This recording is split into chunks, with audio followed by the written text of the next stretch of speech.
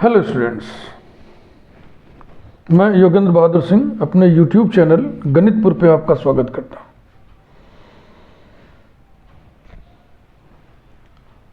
ये जो video number है 998 998वां वीडियो है। वीडियो मेकिंग का काम हमने शुरू किया था 9 सितंबर 2020 को। हमारा मिशन है तेरा तुझको अर्पण। आज एक नई प्लेलिस्ट हम शुरू करने जा रहे हैं, इवोल्यूट्स। इवोल्यूट्स आप दो चैप्टर्स में पढ़ते हैं, कर्वेचर में भी और एनवेलप्स के साथ भी पढ़ते हैं। जो असल जगह इसकी है वो है curvature. Locus of centre of curvature is called evolute. Envelope पढ़ते समय ये देखा गया, ये पाया गया कि कर्व के हर पॉइंट्स पर हम नॉर्मल्स निकाल लें, फैमिली ऑफ नॉर्मल्स बना लें, उसका एनवेलप निकाल लें तो वो ही इवोल्यूट आता है। लेकिन ये जो डेफिनेशन है एनवेलप वाला, ये थोड़ा लिमिटेशंस रखता है। क्या इसकी लिमिटेशंस हैं? ये सिलेबस के परे है। बस आपको इतनी हम जानकारी दे रहे हैं कि जो असल डेफिनेशन है, जो जड़ रूट डेफिनेशन है, वो है locus of centre of curvature is the evolute. Standard curves के लिए हम इवोल्यूट्स निकालेंगे। जाहिर सी बात है, स्टैंडर्ड कर्व्स के हम इवोल्यूट्स निकालेंगे तो वो भी स्टैंडर्ड रिजल्ट्स हुए। अतः स्टैंडर्ड कर्व्स के इवोल्यूट्स के इक्वेशंस को हमें याद रखना होगा, इसी में सेहतमंदी होगी। इवोल्यूट की प्लेलिस्ट अलग से बनाने की ज़रूरत हमें महसूस हुई। हमें लगा कि दो चैप्टर्स में अलग अलग बच्चा इवोल्यूट्स पढ़ता है, क्यों ना हम इवोल्यूट्स का एक अलग से प्लेलिस्ट बना दें, जहां पर जिसमें कोई भी स्टैंडर्ड कर्व लेकर के उसके हम दो अप्रोचेस के माध्यम से इवोल्यूट्स निकालेंगे। हालांकि हमने कर्वेचर चैप्टर में भी चर्चा किया है, बेसिक जानकारी दी है इवोल्यूट्स की। एनवेलप्स चैप्टर में भी चर्चा किया है, बेसिक जानकारी दी है इवोल्यूट्स की। तो वहां भी आप पढ़ लीजिएगा, शॉर्ट में जानकारी दी गई है।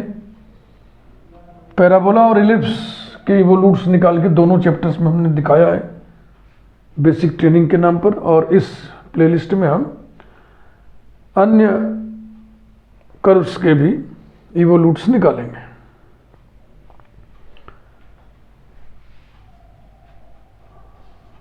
स्टार्ट करते हैं हम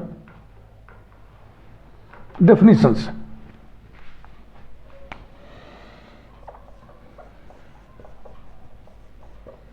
definitions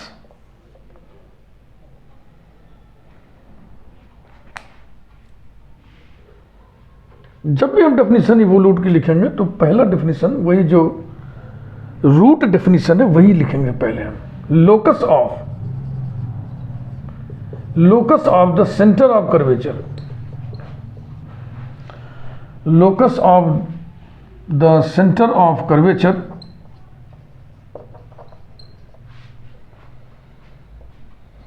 of a curve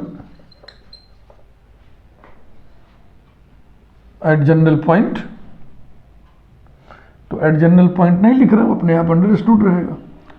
locus of the centre of curvature of A curve is called evolute of the curve. Evolute of the curve, यही डेफिनेशन है। और जो दूसरा अप्रोच है उसको हम स्टार बना के लिख दे रहे हैं। Envelope of the family of normals,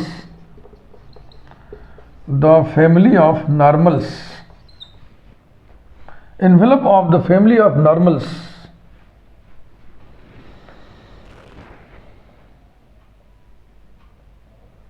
of a curve is the evolute of the curve.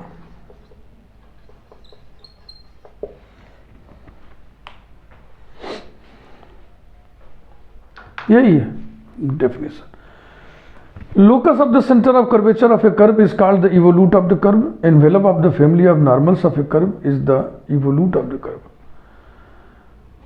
अब पॉइंट की चर्चा नहीं हमने किया हुआ है, अंडरस्टूड है ना. जैसे नॉर्मल, किसी कर्व पे नॉर्मल कहाँ खींचोगे, किसी पॉइंट पे ना, तो कर्व पे कितने पॉइंट, असंख्य पॉइंट्स, कितने नॉर्मल्स, असंख्य नॉर्मल्स, उन सभी के फैमिली का इक्वेशन हम लिखेंगे, उसमें सिंगल पैरामीटर इन्वॉल्व करेंगे, फिर उसका हम एनवेलप निकालेंगे और वो वही आएगा जो locus of centre of curvature आता है.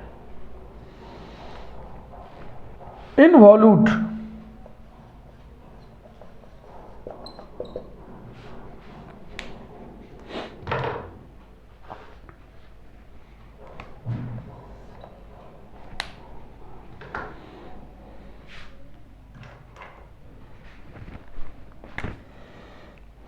if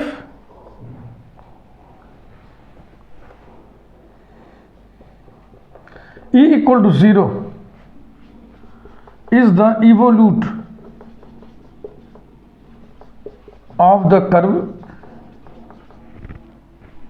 C equal to 0, then the curve C equal to 0 is called the involute or evolvent of E equal to 0. ये कनेक्शन.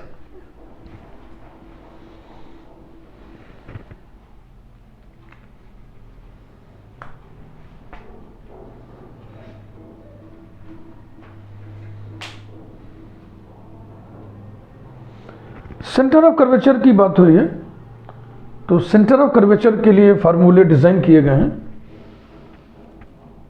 और ये कहाँ मिलेंगे आपको, रेडियस ऑफ कर्वेचर चैप्टर में. वो फार्मूले को हम लिख दे रहे हैं यहाँ पे.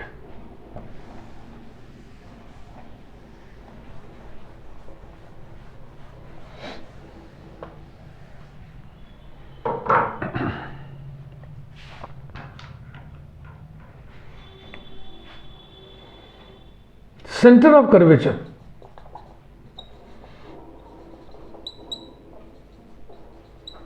सेंटर ऑफ कर्वेचर नॉर्मल पे स्थित होता है.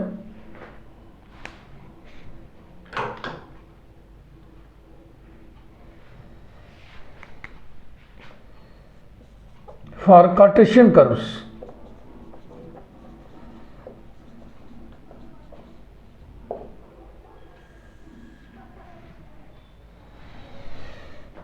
सेंटर ऑफ कर्वेचर के कोऑर्डिनेट्स को हम अल्फा बीटा से डिनोट कर दे रहे हैं. ज़रूरी नहीं है, आप चाहें तो इसे एक्स बार वाई बार से डिनोट कर दें, आप चाहें तो इसे एक्स नॉट वाई नॉट से डिनोट कर दें, आप चाहें तो एक्स डैश वाई डैश से डिनोट कर दें. ठीक है ना. तो ये अल्फा बीटा ये स्टैंडर्ड नोटेशन नहीं है, मैंने सुविधा के लिए अल्फा बीटा लिया.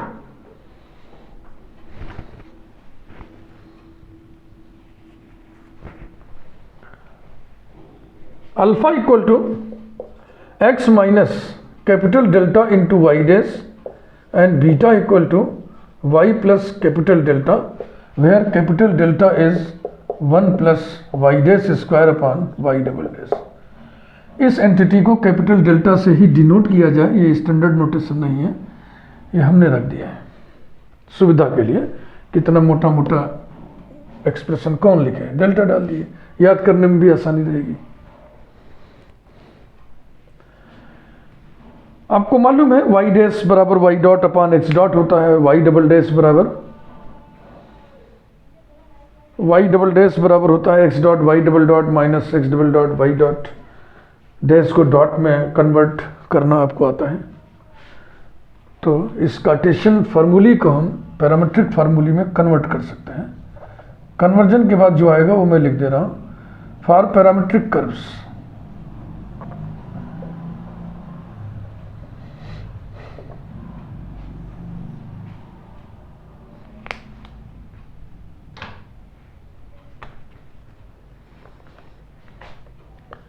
Alpha equal to x minus capital omega y dot, beta equal to y plus capital omega into x dot, where capital omega is x dot square plus y dot square upon x dot y double dot minus x double dot y dot. इस entity को इसी से denote किया जाए, ये standard notation नहीं है, मैंने इसको यूज किया है। ग्रीक लेटर्स है ये, डेल्टा और ओमेगा। स्मॉल डेल्टा ऐसे लिखते हैं, कैपिटल डेल्टा ऐसे लिखते हैं, स्मॉल ओमेगा ऐसे लिखते हैं और कैपिटल ओमेगा ऐसे लिखते हैं। ये ओम के लिए भी यूज किया जाता है ना, इलेक्ट्रिसिटी पढ़ते समय। इसका इस्तेमाल आप cube roots of unity, complex cube roots of unity के लिए भी करते हो। डेल्टा का इस्तेमाल भी और कैपिटल डेल्टा का इस्तेमाल भी स्मॉल इंक्रीमेंट के लिए किया जाता है। खैर, ये रहे फार्मूले।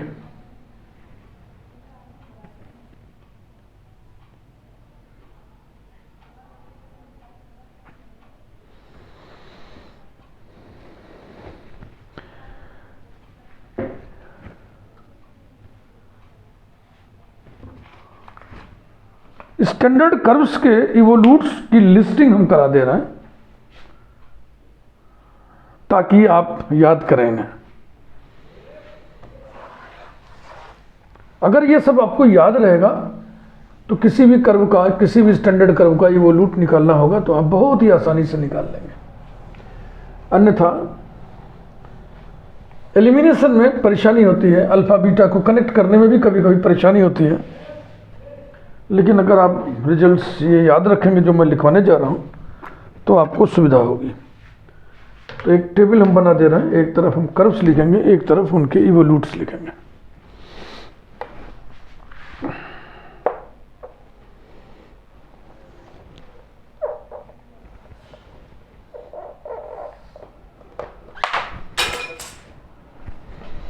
बाईं तरफ कर्व्स लिख दिया जाए और इधर evolutes.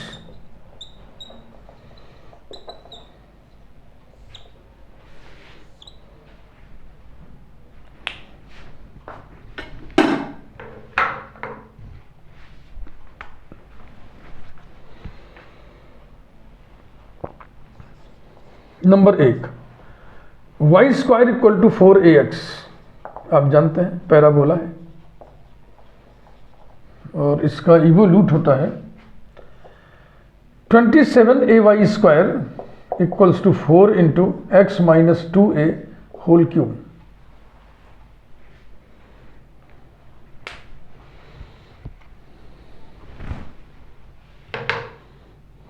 Next, number 2,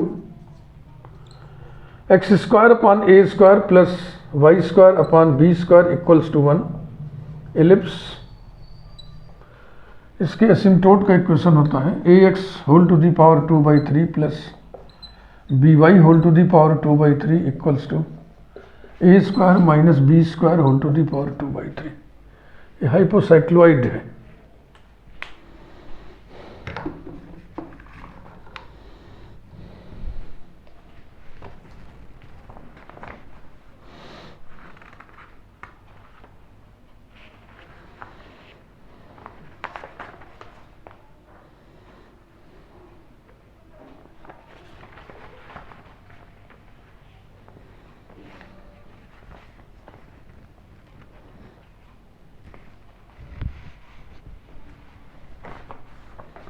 number 3, x square upon A square minus y square upon B square equals to 1 hyperbola. और इसका evolute a x whole to the power 2/3 minus b Y whole to the power 2/3 equals to A square plus b square whole to the power 2/3।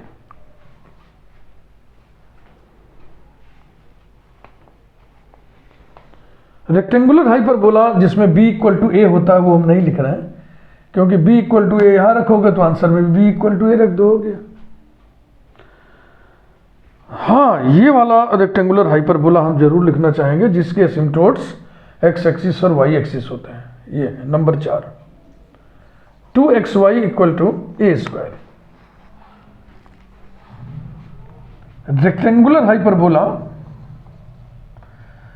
Rectangular hyperbola with x axis and y axis as its asymptotes। प्रायः इसको बच्चे नहीं पहचान पाते, इसलिए इसकी चर्चा करना अनिवार्य है। 2xy equal to A square उस रेक्टेंगुलर हाइपरबोला का इक्वेशन है जिसके एसिम्प्टोट्स x एक्सिस और y एक्सिस होता है।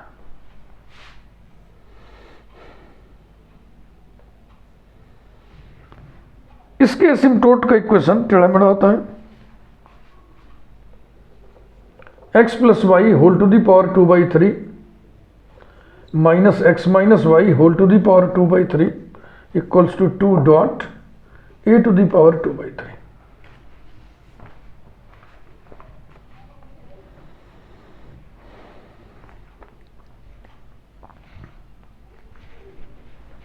नेक्स्ट,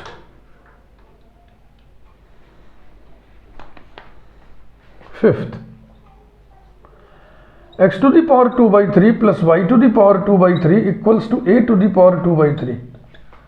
एस्टुआइड है, इस कर्व को एस्टुआइड बोलते हैं, स्टैंडर्ड कर्व है, और ये एक इकलौता कर्व जो सभी सिमेट्री रखता है। It has all 5 types of symmetries, और इसका एसिम्प्टोट का इक्वेशन होता है x plus y whole to the power 2/3 plus x minus y whole to the power 2/3 is equal to 2 dot a to the power 2/3। ये देखो,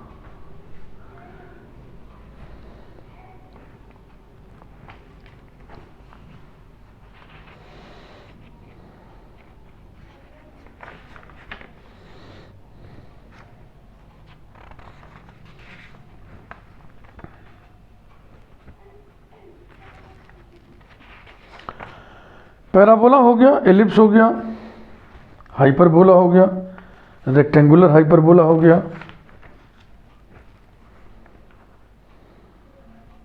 और एस्टुआइड हो गया, और अब लास्ट में है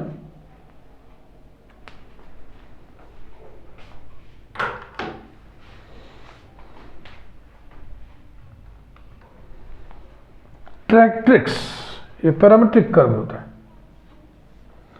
x equal to a bracket में cos t plus 1/2 log tan square t/2, y equals to a sin t।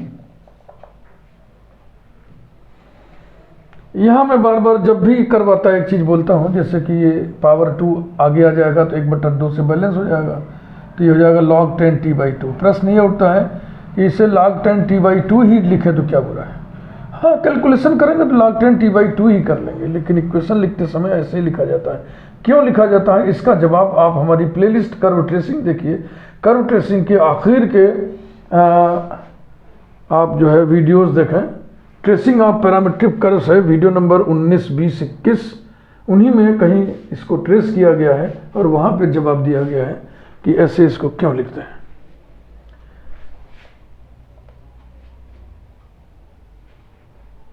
इसका evolute y equal to a cos hyperbolic x/a होता है, और ये स्टैंडर्ड कर्व है, इसको कैटेनरी कहते हैं, और कैटेनरी ना कहकर कॉमन कैटेनरी कहते हैं, क्योंकि कैटेनरी 2 प्रकार का होता है, कॉमन कैटेनरी और कैटेनरी ऑफ यूनिफॉर्म स्ट्रेंथ। अगर सिर्फ कैटेनरी लिखा रहे तो आप कॉमन कैटेनरी ही समझिएगा।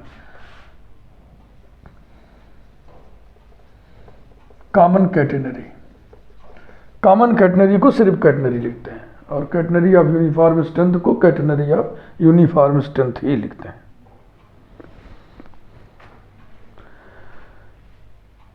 ये फर्स्ट वीडियो का काम यहीं पे हम रोकते हैं।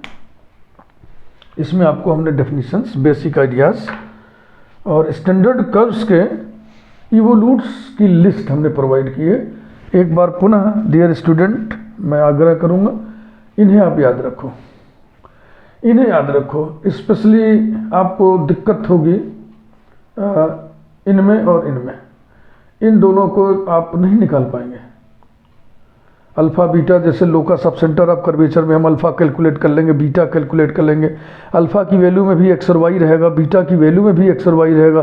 फिर बुद्धि नहीं काम करेगी कि हम एक्स और वाई को कैसे एलिमिनेट करते हुए अल्फ़ा बीटा को कनेक्ट करें, ये दिमाग में आएगा ही नहीं अगर आपको ये आंसर नहीं याद रहेगा।